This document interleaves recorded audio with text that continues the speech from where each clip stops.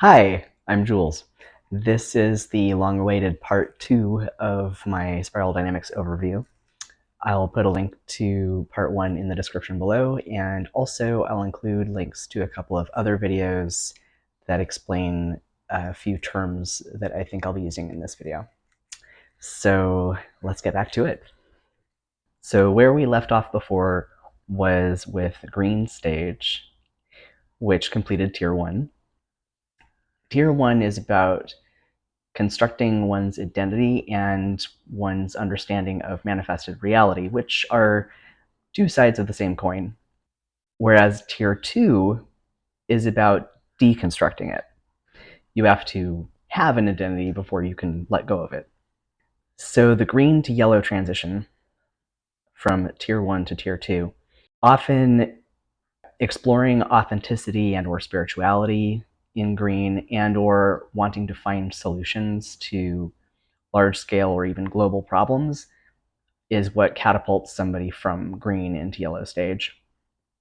Yellow is another individual stage, but for the first time, it's not selfish.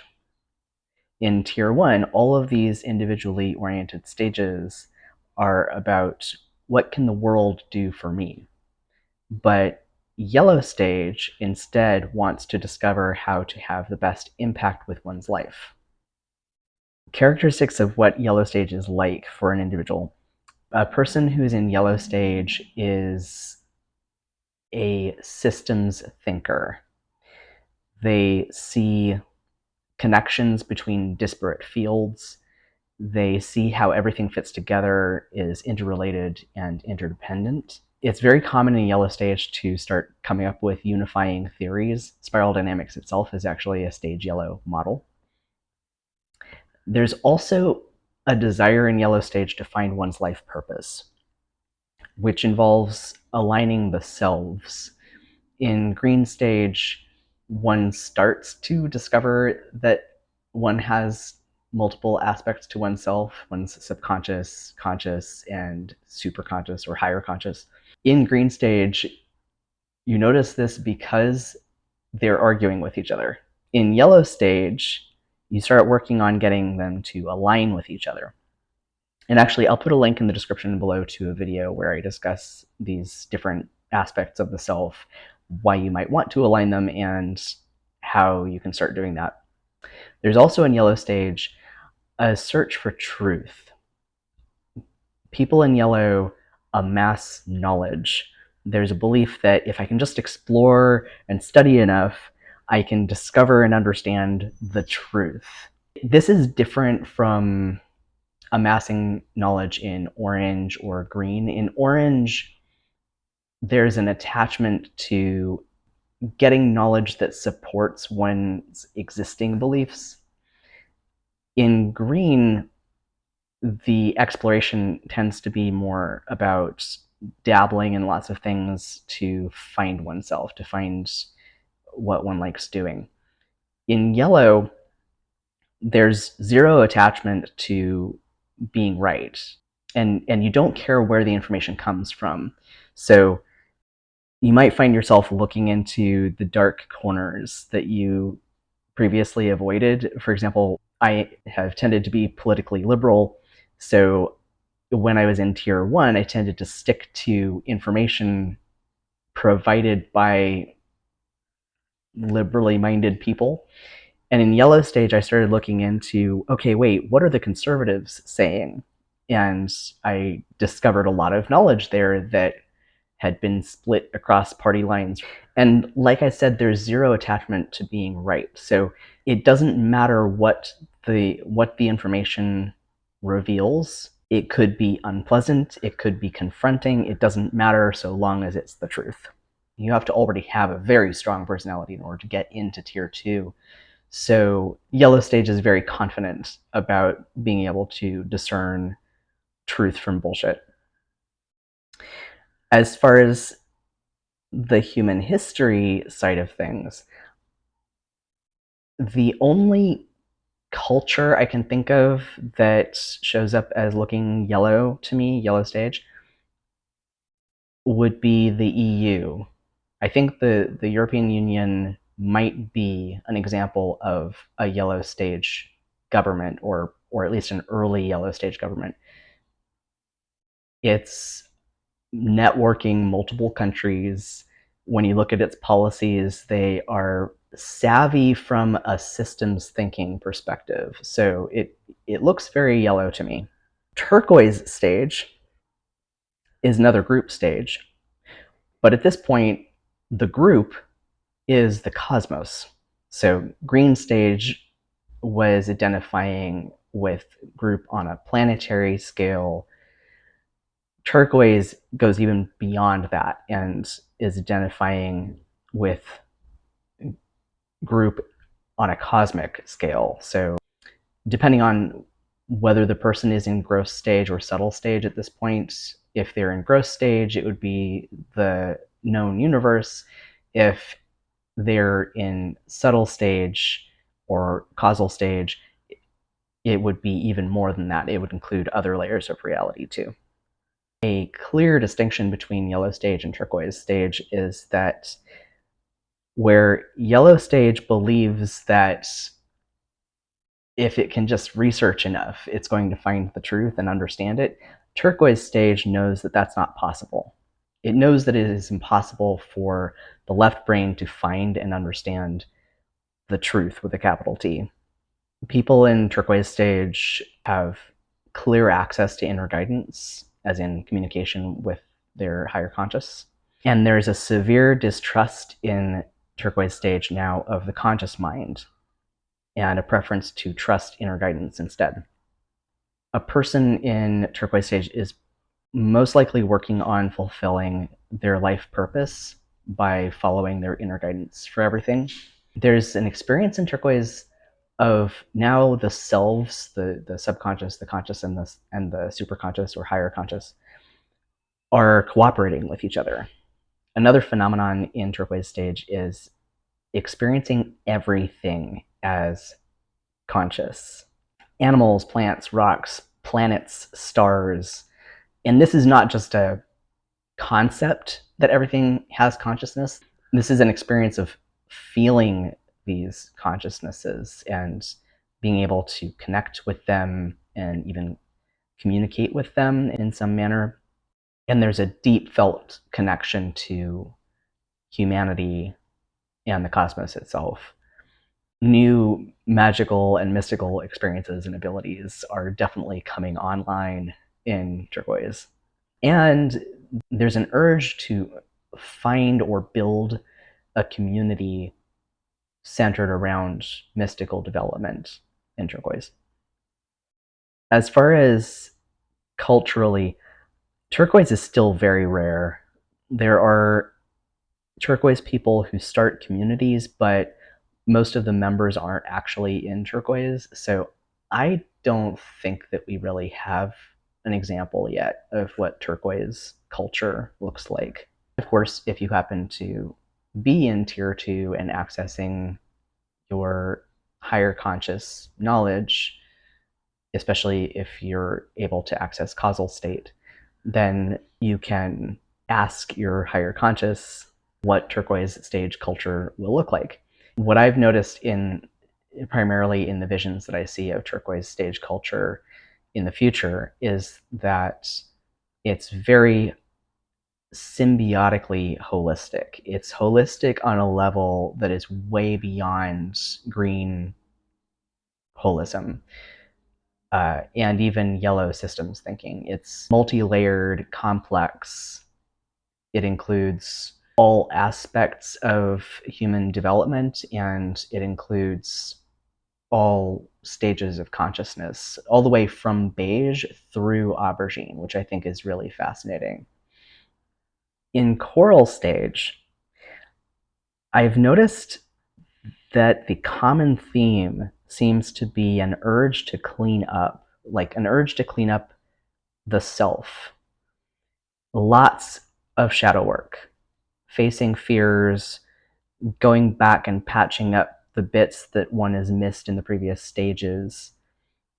And different people experience this differently, but everyone who goes through Coral Stage seems to go through this process of cleaning house. As an individual stage, Coral tends to be more solitary, but the individual and group distinction is beginning to dissolve here. There is now this truly fractal experience of the self and a layered experience of reality, if one hasn't experienced that already. There's also experiential recognition that this manifested layer of reality is not very real at all, and that one's self is also not real. I think this is actually from all of the self-work that happens in Coral, because as you're doing shadow work, as you're working on yourself and you're patching up all these shadows that you left in previous stages, you discover more and more how much power you have to drastically change your personality, your ego. And because it's so malleable, it feels a lot less real. And there's also this experience in Coral that I've experienced and that I've heard other people talk about, that everything one previously cared about just doesn't matter anymore. Which makes sense, because you're discovering that manifested reality doesn't really exist. It's like, oh, wow, none of this is real. It literally doesn't matter what I do. And different people respond to that realization differently, depending on what is left of their personality at that point. As far as humanity is concerned and culture, I am unaware of any examples of Coral culture so far. Since Coral tends to be a rather solitary stage, this is unsurprising, but also the further we get into Tier 2, the fewer people there are who are actually centered in these stages. So we're talking about the bleeding edge of human consciousness evolution here. So at this point, I'm going to stop describing the human history and culture aspect of these stages. Moving on to Teal, the individual no longer identifies with their ego and fully surrenders to the divine purpose. They're not afraid of death. You know that manifested reality, including yourself, is not real. So death really doesn't matter. But also, there's this sense that began in Turquoise but is much stronger in Teal, that the only real thing to do in life is to follow this divine plan that one can't understand with the left brain.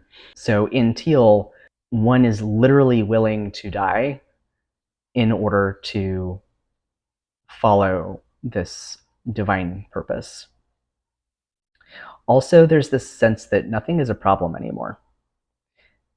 All problems are created by the personality, and the personality is almost completely deconstructed by the time you get to Teal. But the most characteristic quality of Teal, and the most unique characteristic of Teal, is that there is this constant connection to divinity or the void or something very, very big like that, which is experienced as a deep, pervading joy or love. So the feeling of Teal, the experience of Teal, is very positive. Also, the individual now has access at will to unconditional love for anything and everything.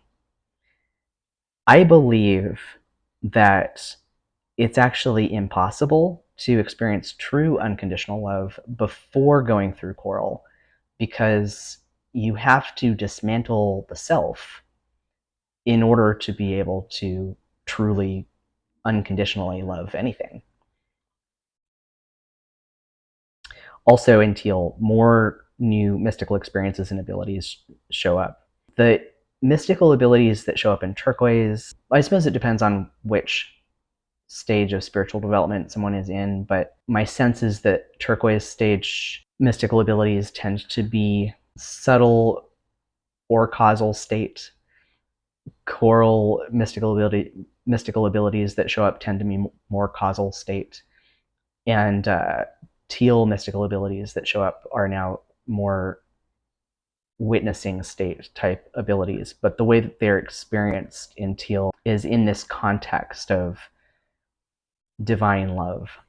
There's also a feeling in teal that just everything is all right.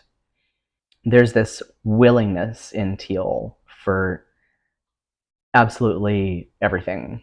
In Plum Stage, the person can just hang out in witnessing state at will, fully present, totally still, no thoughts, no emotions.